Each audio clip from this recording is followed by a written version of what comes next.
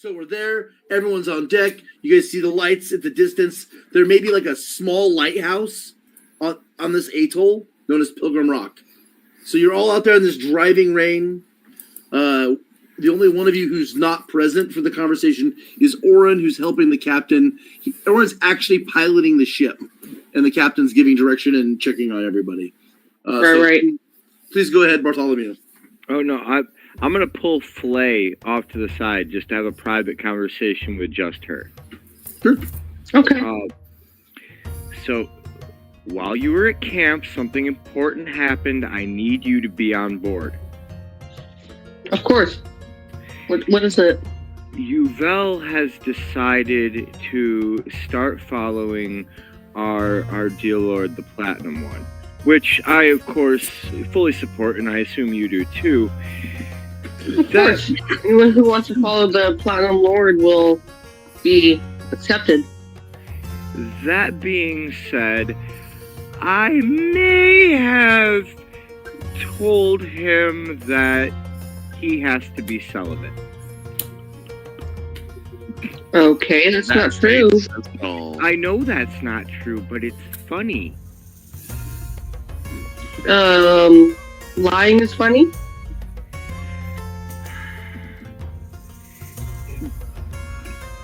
Because he... have you met Yuvel? He's a little bit of a klutz, but he's been useful. This is what we call a practical joke. It's something that friends do. Look, I'm trying to get you on board here. Can you just please not mess this up? I cannot confirm or deny that I will mess anything that you have lied about up.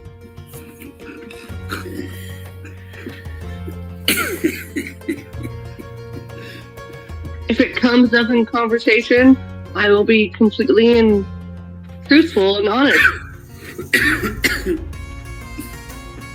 So, in other words, this simple little task I'm asking you privately to do, you can't even do that. I mean, look, I've been endlessly patient with you. We went and dove for pearls. You forgot to tell us about the eels. I almost died. Oren almost died. Your pearl gets stolen. I almost got my nuts shot off. To do you a favor. I appreciate that. I have forgotten to thank you for that, by the way. The captain. We go in to talk to the captain. You open up the box of showing all the pearls we have, and then you blame me for not knowing how to negotiate. All the while, you were yelling and being belligerent, so yes. Insulting me, insulting my family. You have no concept of team or loyalty. And here I am, now, trying to include you in the tiniest thing.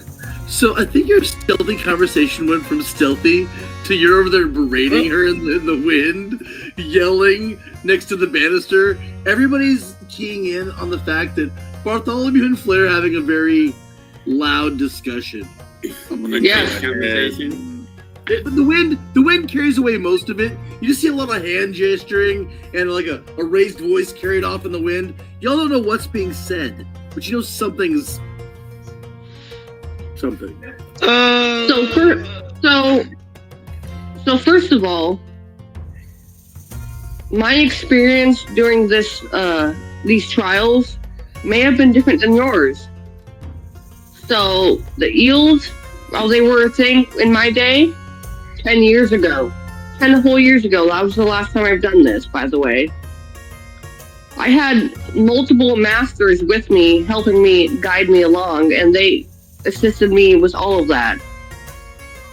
Second of all, I apologize for not thanking you for helping me get my Pearl of Power back. It took all of us to do that. And then, as far as the negotiation with the captains go, I believe I was trying to properly negotiate with him, and you were belligerently yelling slanders at him because you assumed that he was targeting your family exactly. But no, he was not targeting your family exactly. He was targeting each one of our party, which we all have different backgrounds. See, that's so where he was targeting all of us. That's where you're completely off base. He was targeting me specifically. Who else do you think he called a buffoon? Who else do you think he called a rich, blowhard? Well, there's that. And let's look at the facts. You go in with me as your partner, the partner that you selected, and then you chose to back up the captain. You turned on me. You didn't have to ask me to come in there with you. Meanwhile, I'm the only one who is able to offer any kind of purchase to put as cargo on his boat. You offer nothing. What cargo did you have? Me. I can get barrels and barrels of mead, as I made very apparent to you when we were at the tavern. All you have to which you had to purchase. I don't have to purchase for my family's barrels. We still have to pay for them with the pearls that we all gathered together as a crew. I'm not saying we don't need to pay for passage. I think this is. I'm saying you Can I need do an to investigate? think about what we're doing. Yeah, This shit. Yeah, Warden. If you feel like the people who you're surveying are like in a disagreement and need an arbiter, you would totally interject yourself. Yeah. So you probably would have walked in on that last little bit, missing the first part. Okay. So then I will literally just stand in between the both of them, like right at the back end of Bartholomew's sentence, and basically just cut him off entirely and be like, I'm sure this can be a conversation for another time. Right now we have a ship to land. So hold on. If you're standing between them, whom are you looking at? Just straight on, not looking at either of them. Just standing between. So you're just like arms out. Yep. Talking to both, but no one. Yep. Okay. I'm sure as valid of points as each of you make, as we have, as we can all now hear, I'm sure there are more important things that need to be done right now. So let's focus on the task at hand and land the ship, and we can figure out about celibacy later.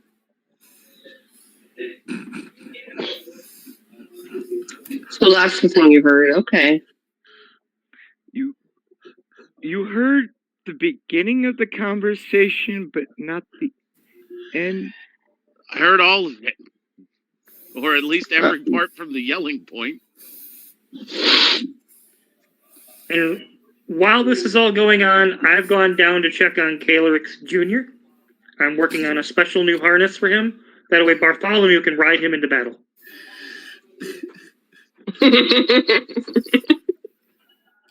Yes, do that. If I'm not needed, I'm gonna study more. All right. So you're gonna leave the deck. Your friends obviously want to have their own private conversation. You see them go one way.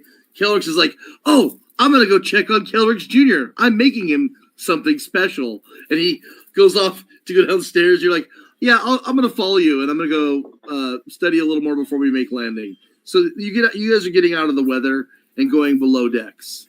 So Yuvel and Kelrix go down below. Oren's still up there helping pilot. The Warden and Flay and Bartholomew are standing on the edge of the ship, kind of away from all the rest of the crew. And only the three of you are kind of invested in this conversation. Is there anything almost? Well, is there anything more that needs to be said or that you want to explain or argue or get off your chest? This is what it's all about.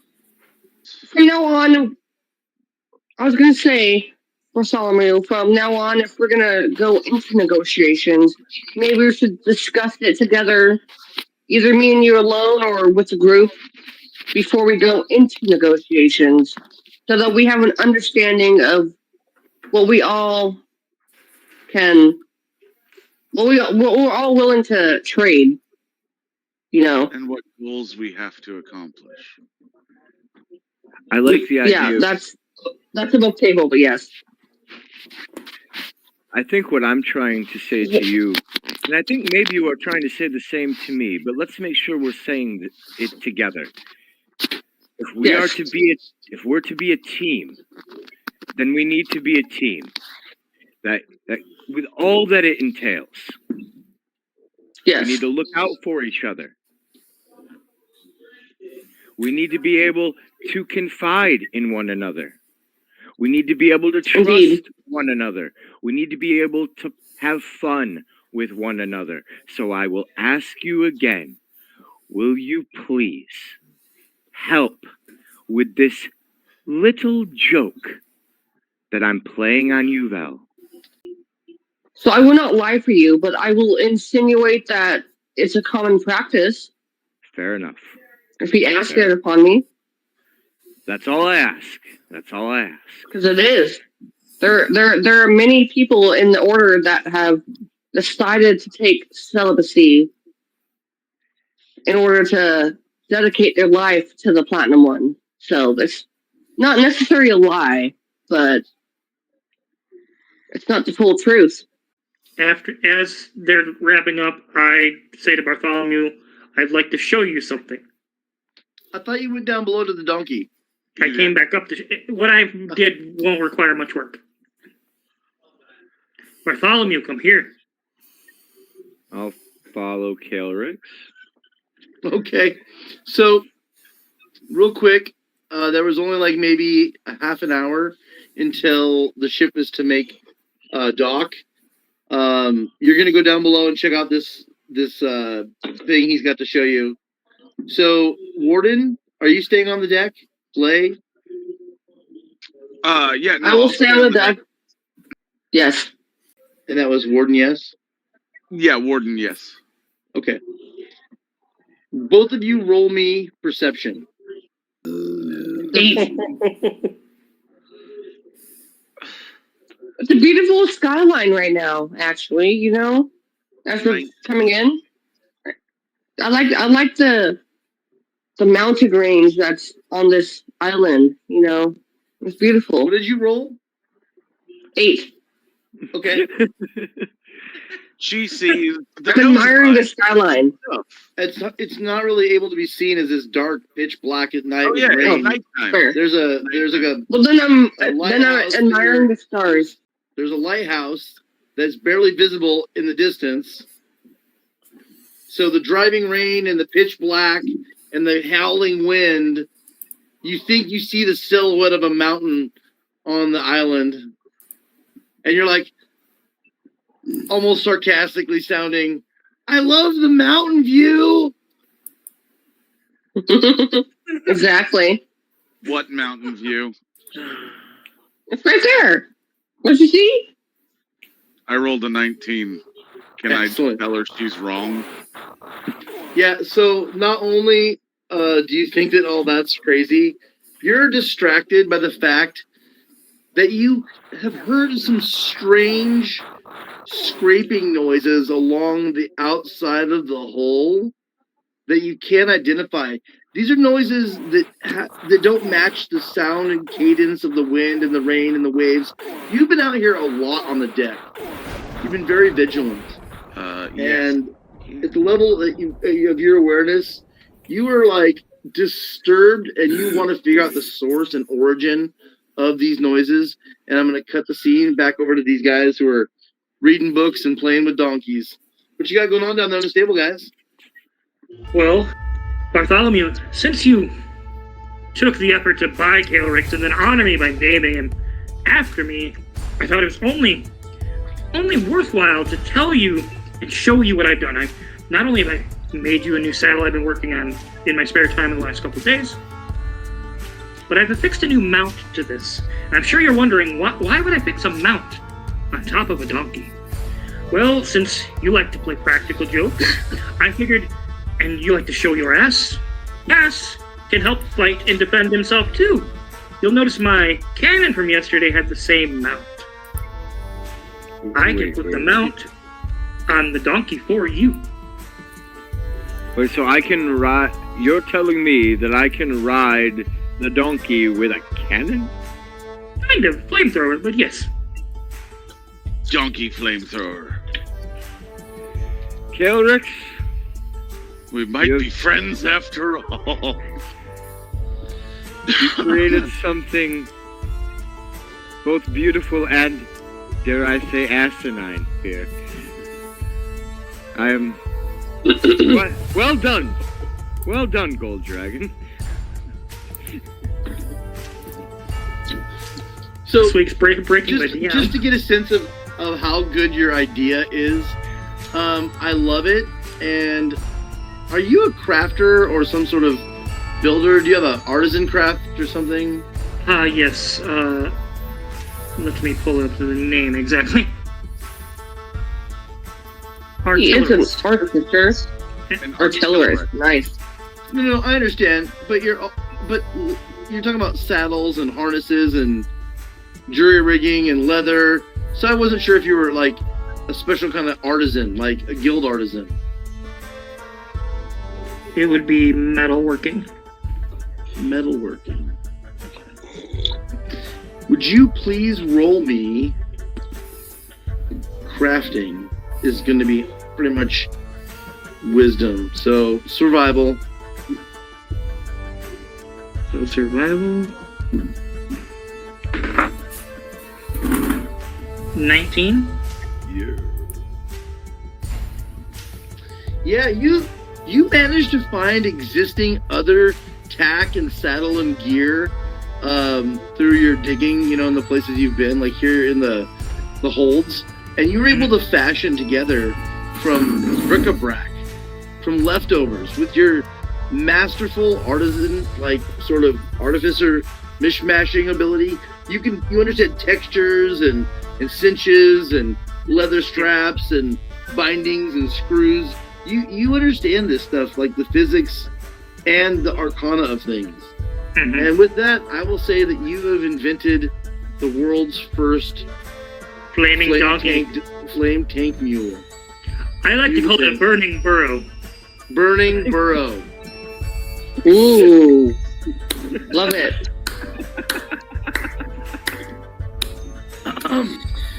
Untested prototype burning burrow. I would have went with hot ass, but My boss is out there watching. You're welcome. Or you could have called it a spicy burrito.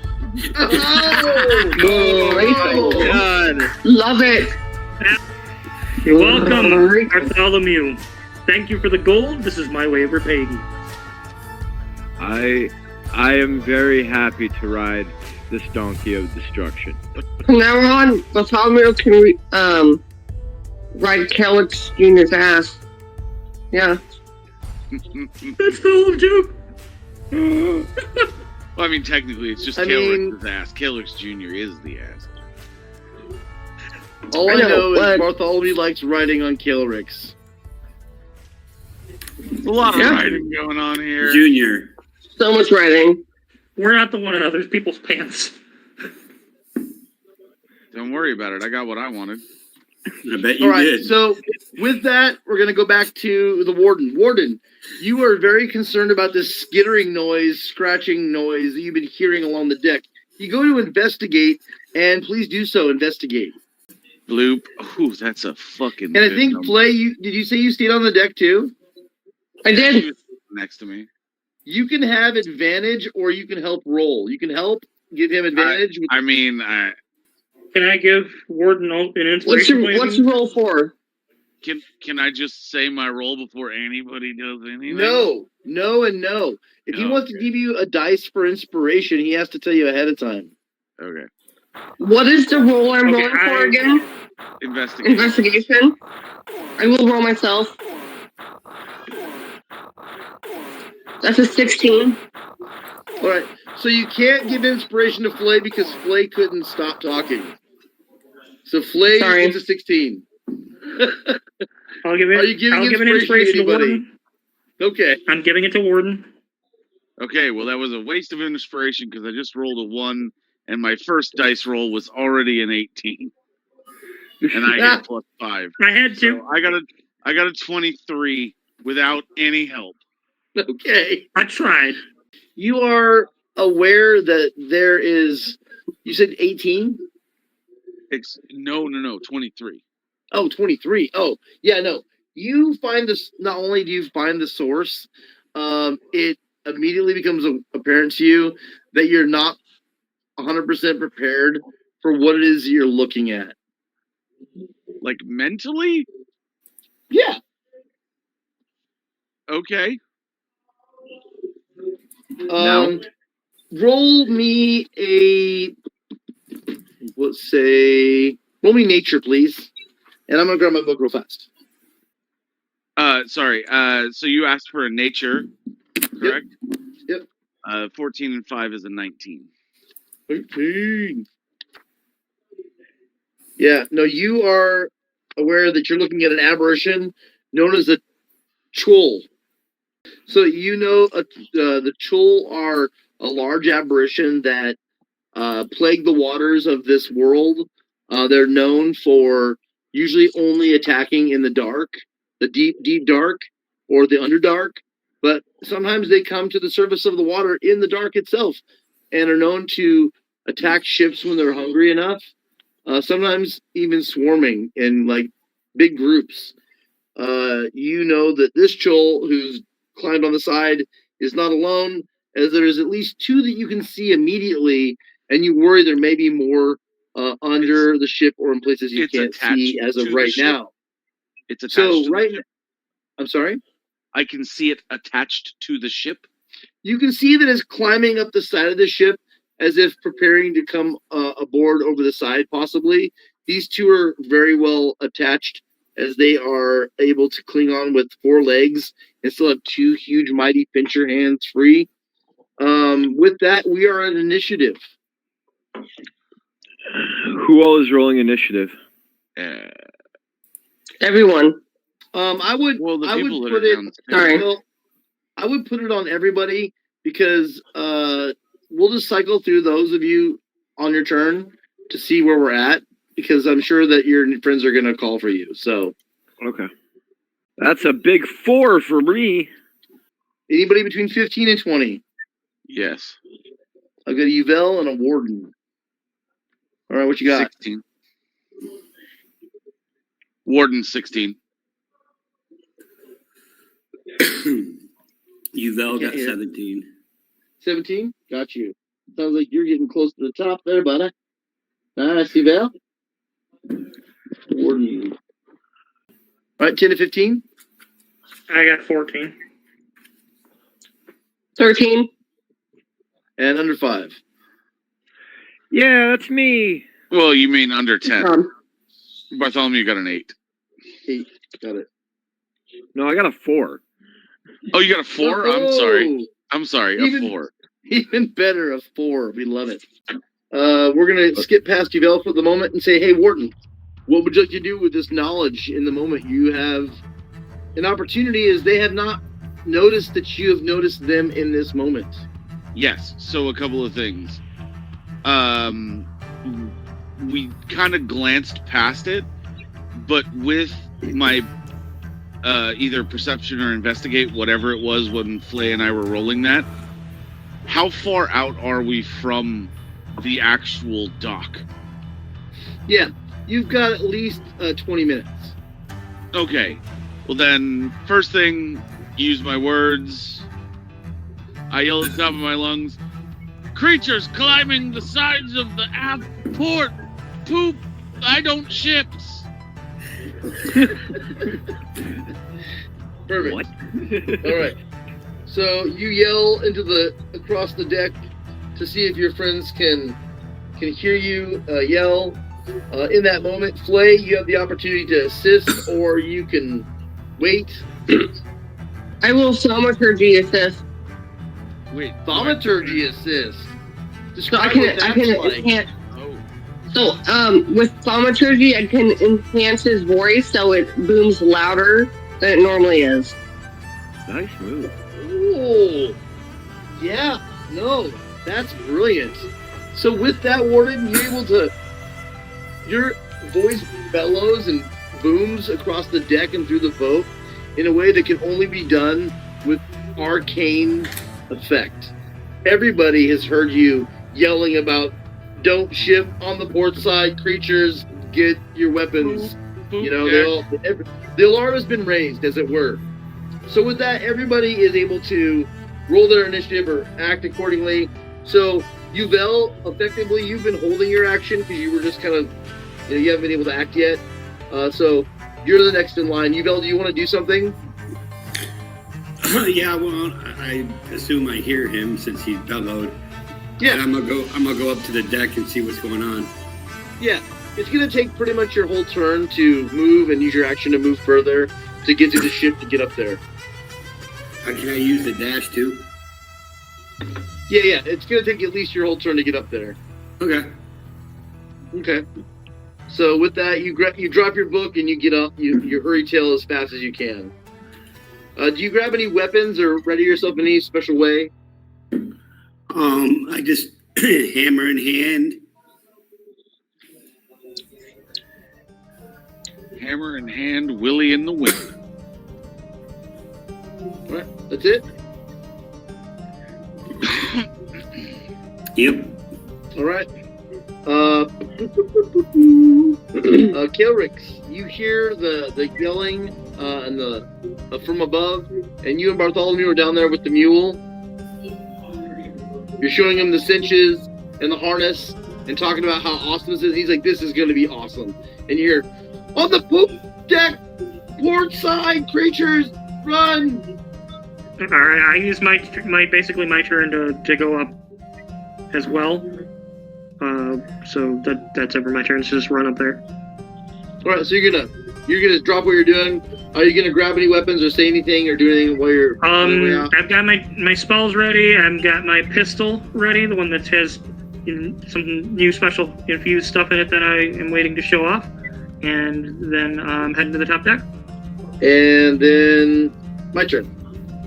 Wait, hold on. Bartholomew, you look kind of stunned with what you heard, but you're not quite to you yet. The creatures, knowing that they've been made, the Chuul scurry up, and the first one leaps over the side, seeing the warden right there. And I should say, he leaps onto the top of the rail, using his feet to kind of cling to it, like a gigantic crustacean. Chuul is like a giant lobster sort of thing, maybe a huge shrimp that's angry. So this crustacean is definitely as big as a horse, though. It's a big monster. And it goes for the warden. Warden, multi-attack. So, did it beat my, just out of curiosity, did it beat my initiative? I'm sorry, or did I only get words in my initiative? Your initiative was to yell, and did you want to do more actions? Oh, absolutely. Oh, You've been holding action until this moment, as creature climbs the top. What are you doing? It is met immediately with a chromatic lightning orb. Yeah.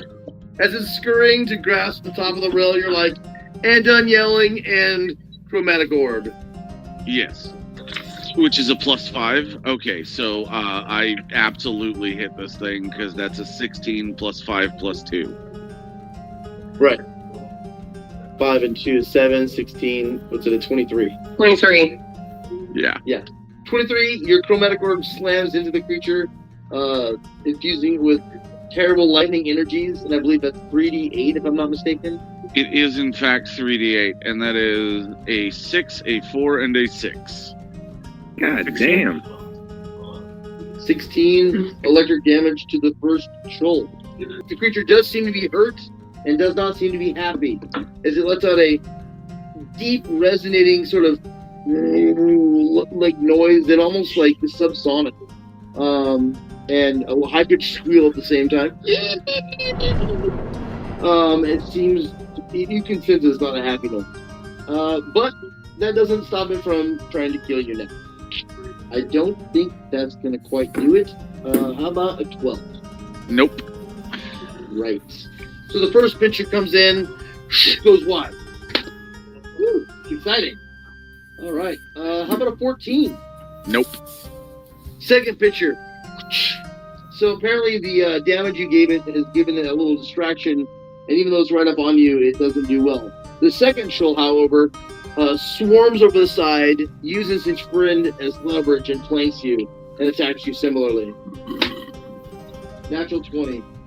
The first pitcher grabs a hold of you and crushes you in a death-like critical grasp. Just the life is being squeezed from you. Ow! Before I roll the damage, I'm going to second pincher attack you. Actually, I'm going to attack you with my second attack with tentacles. Its mouth has a bunch of tentacles that are like... But now that it has you, it's going to like pull you in on that action. Joke's on the squid. I'm into that shit.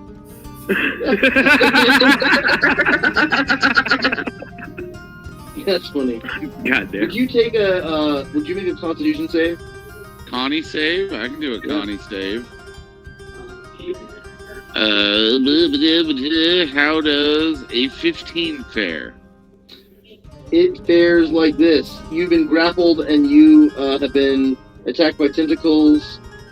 And the tentacles, you feel a tingling going through your body as if you've been stung by some kind of jellyfish or something. The burning sensation from the tentacles have spiked into your skin. Like you feel these lattice lines up down your face and around your neck where the tentacles have burned their poison into you. But you don't feel that you've actually taken poisoning. Which you resisted the poison. But you do still take the critical crushing damage, which I will now give you. Can I free action? You're not going to like it. So you take 12 and 6, 18 bludgeoning damage. So, really quickly, can I free action? What is it you're trying to achieve? I'm just gonna phase. I had a long rest. I'm just gonna phase. Can I phase and mitigate? Is it ran as a bonus action? Hold on, let me just double check. Maybe it's a reaction, maybe? Is that what your thought process is? I'm going to say right now you're being crushed by a pincher, and you're going to need to learn about that between now and the next turn. If Warden has been hurt, then I would use my bonus action to use Healing Word. Perfect. Yes, and to answer your question earlier, it is in fact an action to phase, so I cannot. So I have been summarily gooped and squished by the big claw. Yes. So I see a couple of big nasty Chuul on the deck, and right next to you, Flay is using her summoning words and verbally hurling some health right back at you. So what kind of healing? So you get 6. You get 6 points, Warden. 6 points of damage total taken. Now, Bartholomew, your turn. I'm gonna jump aboard Kilrix Jr. and ride him into battle. Upstairs? So roll me animal handling disadvantage. Okay. Look, he's just really excited about this. This is so worth it. I've been working on this for 2 weeks. Watch, he paralyzes and cripples the donkey immediately on a flight of stairs. Then I'll make him some wheels. Hot Wheels. You guys know, I gotta look this up. Okay. 11 plus 4 is 15. I'm sorry? A 15. A 15 for you. Okay. Yeah, so the thing is, the mule wants to do what you're asking it to do. It's super confused with the whole wearing a saddle and going out a stall door, up some stairs. Usually they use like a winch to bring it up through a hole in the floor. It's really not working out the way you would hope. What? No, it's Junior. They're waiting for it. How far does he make it with his donkey? So, while you're fighting and tugging on your mule, you bell. We're at the top of the round. What you see is Probably 20, 25 feet in front of you is Warden being crushed by a creature that's between you and Warden that's the size of a horse. So this creature is probably, 10, I would say 15 to 20 feet away from you. So it's kind of between y'all, and it's like crushing him. And on the other side of the Warden is another one of these huge creatures, or actually large creature, to be accurate, is kind of like trying to grab him, but seems to be missing. There's lightning flashing, the rain is pouring. You've got right on top of the deck, also Flay is kind of adjacent to the scene. She seems to, there's a residual of magic in the air from casting. Twice over, there's a couple of patterns of magic residuals in the air from different kinds of casting. It's a crazy scene. You walk into a full-on hell battle. All right, I'm gonna walk up and cast Firebolt From the doorway? Well, yeah, I'm gonna walk towards the scene. And cast Firebolt on the claw that has a hold of Warden. All right. Firebolt. Go ahead and roll that ranged spell attack. And I'm gonna cast a sorcerer's point and use twin magic. Yeah. To cast it again. Love it. 20s. 18 and nat 20. All right. Your 18 definitely hits. The creature is only 20 feet away from you, so the range is not an issue. You let forth your firebolt.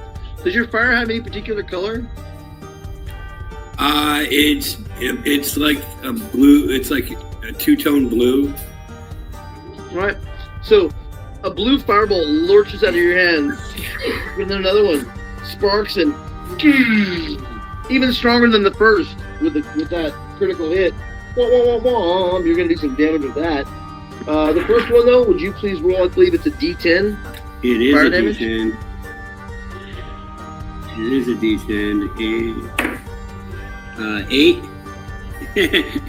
and another 8. So is that one going to be double damage since I crit? No, what I do with that is I'll take the 8 and then I'll add it to maximum damage. I always do dice roll plus maximum. So it is 18. So was it? Yeah. So basically, yeah, exactly 18. So 8 and 18. So you just did 26 points of damage. Fire damage. Right. But yeah, your blue fire does not make him a happy critter, I'll tell you that. 26 points of burning damage. Boom. That brings us to the Warden. Warden, you are being crushed by one of these claws. What would you like to do? Well, it's clearly unpleasant, and I super duper don't like that. No one would.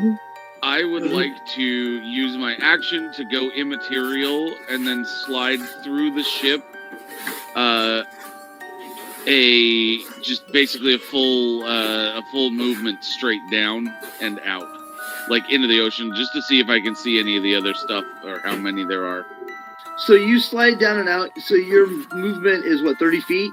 Yeah. Okay. So you move down through the ship and onto the plane of the water as an astral spirit. Thing.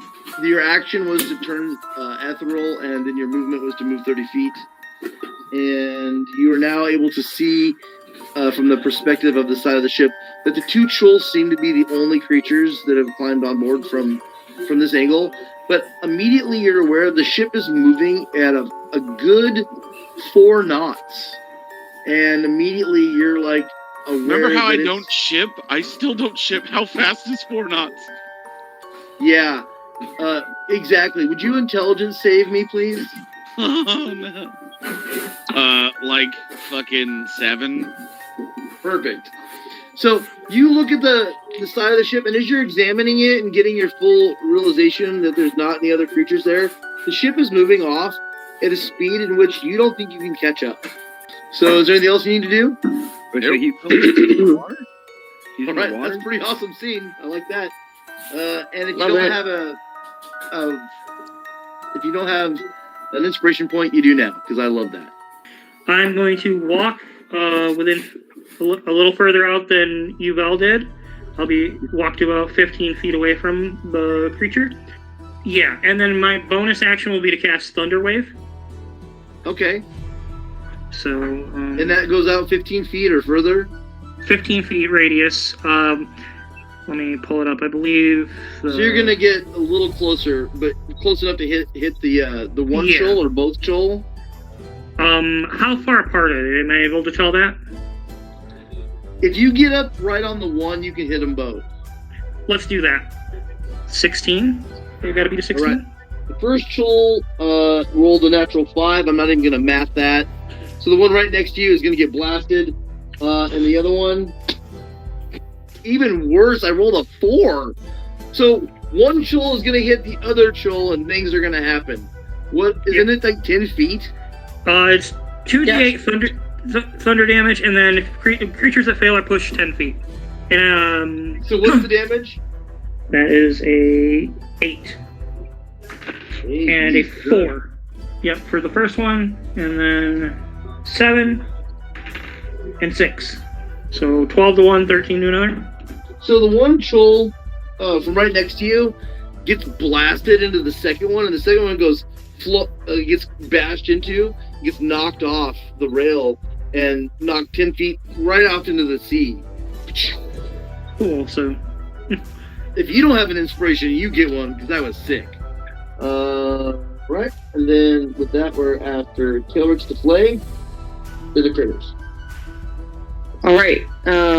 So he blasted one off the ship, and then there's one still attached that just got scooted down, right?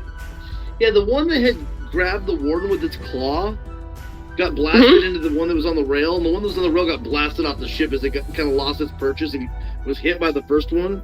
And so the one that got hit by the fire and the one that got hit by the thunder wave was the one that had been grasping onto the warden. But the warden doesn't seem to be in its claw any further or any longer. Oh, great. So I'm going to get it, essentially right in front of it. And then I'm going to use my breath weapon and lightning attack it with my breath weapon. And using my inspiration, I'm going to give it disadvantage on its saving throw, which is a dex saving throw. Oh, sneaky. Cool. How about 11? I got 14, so. So that's going to be 2d4 plus wisdom, which is 4. Did you see lightning? Lightning, yes. Breath so weapon? That's 5. Yeah, breath weapon. You can do that. I'm gonna exhale lightning from my mouth to attack it. Yes. So that's 9 damage. 9 lightning damage. Well, yeah, no. It hits this creature. It seems to be getting hammered from all sides. At this point, it's kind of bloodied. It definitely has some scar marks from the lightning and the fire. If it's not down yet. Sorry? If it's not down yet, that counts as my monk attack. So I'm going to use a key point to do my attack. Flurry of blows to attack it 2 more times. Okay. So the first one is a 19. The second one is a 15. So you come at it with a flying knee, and then you punch it as you hit the ground. Yes, but because I am now a ascendant dragon, I can also cause both of those are also lightning damage. So the first one is. You're saying the damage type is lightning? It is, because I can choose my damage type when I attack now. Oh wow! So the first one is 5 lightning damage, and the second one is going to be 6 lightning damage. Yeah, no. If you weren't sure, you've added to the char marks. You've almost put a mark where the lightning should go, and you come running up on it, and then you running fly kick it in the same spot, and lightning crackles across its carapace. As you hit the ground, you just reach over and bam, punch it right in the same spot again. You've cracked its carapace, and some of its blood is trickling down its side. The creature looks like it's got like a busted leg too from the thunder damage, and there's some burn marks on it from the fire. This creature is not in the best of shape. The Chuul is not happy. All right. With that, it goes for Flay because it's not happy and it's not leaving without dinner. So attack 1, Flay. Yeah, that's right. 19 plus 6 is 25 to hit. Hits. There we go. Give me that Constitution save. He's gonna try Con is +3, 16. 16. Similarly, you feel the tendrils slide over your face and shoulders and arms, burning and leaving these track mark burns from like the little stings like nettles, like you might get from the length of a jellyfish tendril or something. Right. Running along your body and your neck and your face. But you resist the poison. But you still take the poison damage. Which is? 7 for 11 points of bludgeoning. And it has its second attack was the tentacles. So, Bartholomew, what would you like to do? I'm still trying to ride my mule into battle. You gonna try it again? Yeah, I'm still trying. All right. I'm gonna give my point of I'm gonna give my inspiration to Brian. There is no Brian. Bartholomew, excuse me. All right. So burn your inspiration, Bartholomew. You can go from disadvantage to a regular roll. Can I use my own inspiration to give myself advantage then? I'll allow it. One way or another, I'm getting this fucking donkey up those stairs. Going. I've got 8 initiative and a 21 good enough. 21. So, for whatever reason, you're looking at this corridor and you're looking to the sides of this mule, and you're like, I know this mule will make it up this corridor. If I just tuck my feet up like on his shoulders and I pull up the straps and I slap this thing in the butt, maybe I have to put my finger in it. I don't know what I'm going to do. But you go, ha, ha, ha, Galen's there! And you're hanging on for fucking dear sake life. Roll me dexterity save. Donkey face. Please fall off. Donkey! 18. Get in my swamp. Holy shit. It's all you can do to stay on as this motherfucking mule is. It's like, you don't know if you're riding it or being dragged to death up the staircase, okay? Like, you come up this thing, you think you're breaking rails and steps and shipping things, and you're like, go, we gotta get there, yeah! And you come busting out the top, and Kelrick Jr. like breaks the door off the hinge. Yvel, roll me dexterity.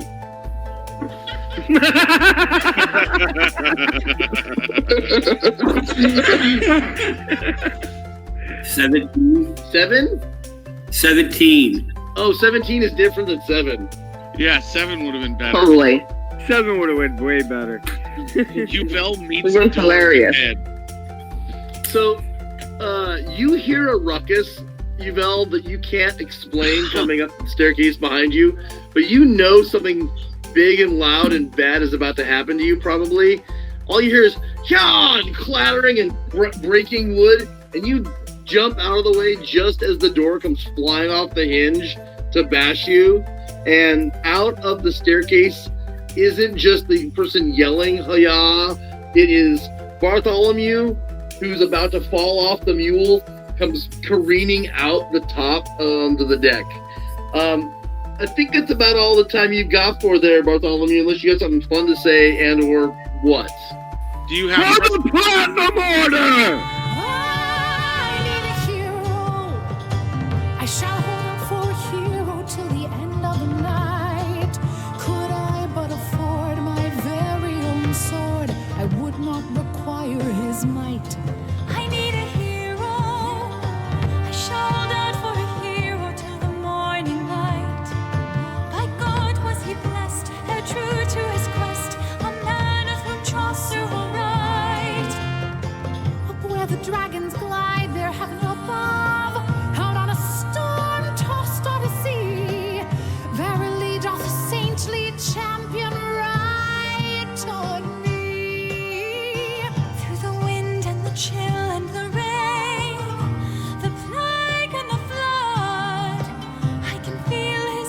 courage like a fire in my blood. I need a hero.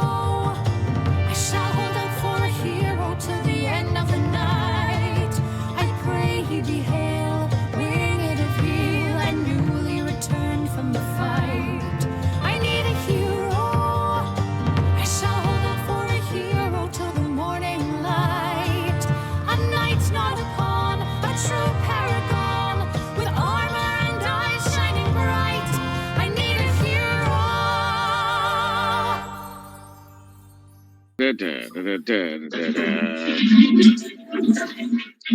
Oh, leave that in too. That's definitely.